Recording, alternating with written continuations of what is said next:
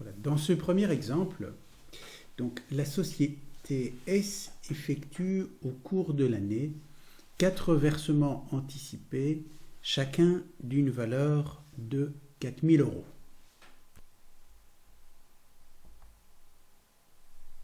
Nous avons donc un exercice comptable qui correspond à l'année calendrier, donc un exercice comptable qui s'étend du 1er janvier au 31 du 12, ceci c'est l'année N, et on effectue un premier versement anticipé d'une valeur de 4 000 euros. Alors de fait, le versement anticipé est effectué par la banque, et donc lorsque nous recevons l'extrait bancaire qui est la pièce justificative du versement effectué, on peut donc alors à ce moment-là passer l'écriture. On a effectué un versement de 4 000 euros par la banque. Notre banque est donc créditée. C'est un versement qui est effectué à l'administration fiscale. Ce versement représente comptablement une charge. On aura donc la classe 6 qui sera impactée. Et on voit que donc c'est au niveau des comptes de la rubrique 67 que l'on va retrouver les charges en relation avec les impôts sur le revenu. Et cet impôt versé, qui est un versement anticipé, on le retrouvera au compte 6700. Donc impôt et précompte dû ou versé. Alors je vais l'écrire de façon un peu réduite, donc ça va faire impôt versé, et l'impôt qui est versé ici est de 4 000 euros. Alors un peu plus tard dans l'année, on va effectuer un deuxième versement anticipé de 4 000 euros. C'est toujours la même écriture, donc écriture en fait qui nécessite d'avoir forcément la pièce justificative, c'est-à-dire l'extrait bancaire. Un troisième versement anticipé est effectué, et enfin un quatrième versement est effectué. Et donc ce qui veut dire qu'en cours d'année, voici, on a effectué un deuxième versement, un troisième versement et un quatrième versement, ça c'est VA4, est effectué. Ce qui est donc la première étape dans les écritures comptables qui sont en relation avec les enregistrements des impôts.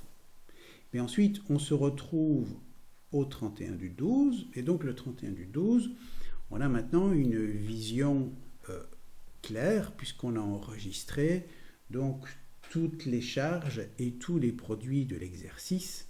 Alors après, en pratique, on n'aura peut-être pas fini de clôturer la comptabilité le 31 du 12, mais en tout cas au début de l'année N+1, on va clôturer l'année N, et donc on a cette vision claire sur les charges et les produits de l'année N.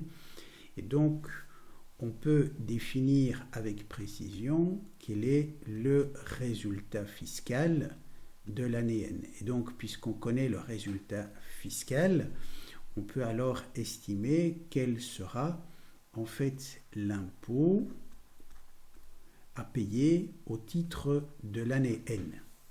Et donc de cet impôt à payer, il conviendra bien sûr de déduire les différents versements anticipés qui ont été faits au cours de l'année N.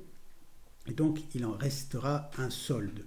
Ici on on estime qu'il y a un reliquat de 3 000 euros d'impôt à payer. C'est-à-dire que l'impôt moins les versements anticipés nous donne un reliquat de 3 000 euros à payer. Donc, c'est-à-dire que lorsqu'ultérieurement on recevra l'avertissement extrait de rôle, on pense que dans cet avertissement extrait de rôle, l'administration nous demandera encore 3 000 euros. Donc, ce qui veut dire que lorsqu'on clôture l'année N, on a une dette fiscale de 3 000 € vis-à-vis de l'administration. Cette dette fiscale, nous allons la faire apparaître dans les comptes. Alors, c'est une dette à court terme.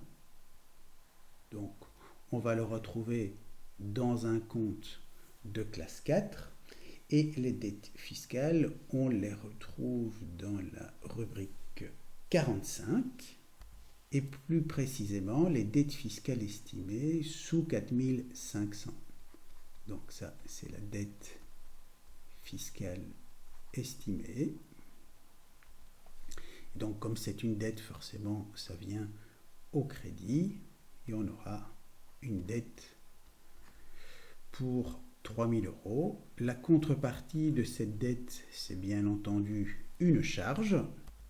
Mais c'est une charge d'impôt estimée, donc ce sera le compte 6702, charge fiscale estimée. Donc c'est une charge fiscale estimée pour une valeur de 3 000 €. On peut donc ainsi clôturer la comptabilité de l'année N. Donc ceci clôture notre comptabilité de l'année N et commencer alors la comptabilité de l'année N plus 1.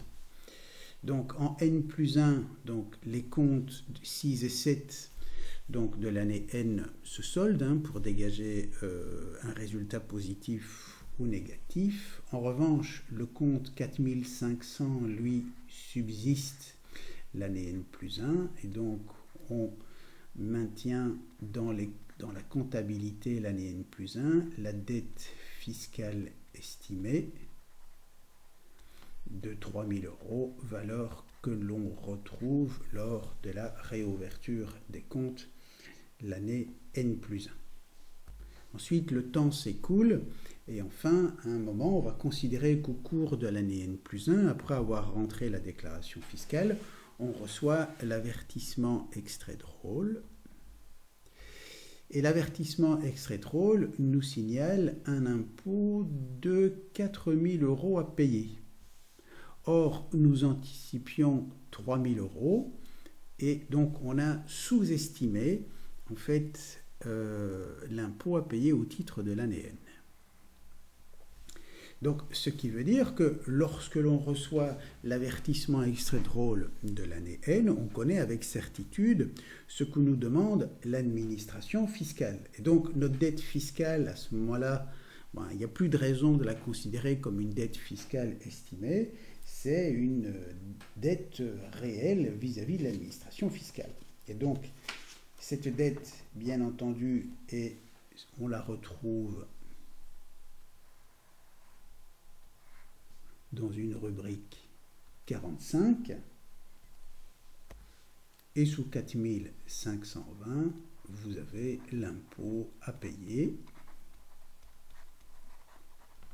et notre impôt est ici de 4 000 €. Et donc on a bien entendu plus de raison de conserver la dette fiscale estimée, on l'annule. Et on constate que, alors que l'on avait anticipé une dette de 3 000 €, en fait, le montant effectivement à payer à l'administration est de 4 000 €. On a donc une charge qui apparaît. On est donc dans la classe 6. Ça va être un compte de la rubrique 67. Et ce sera en 6710. On aura un supplément d'impôt. Voilà, rubrique 6710, on a un supplément d'impôt pour 1 000 €. Et notre écriture est équilibrée lorsque le versement de l'impôt sera effectué. À ce moment-là, donc, on disposera de l'extrait bancaire qui est évidemment la pièce justificative du versement de l'impôt. Et donc, on n'aura plus de dette vis-à-vis de l'administration fiscale et on aura payé les 4000 euros. Voilà.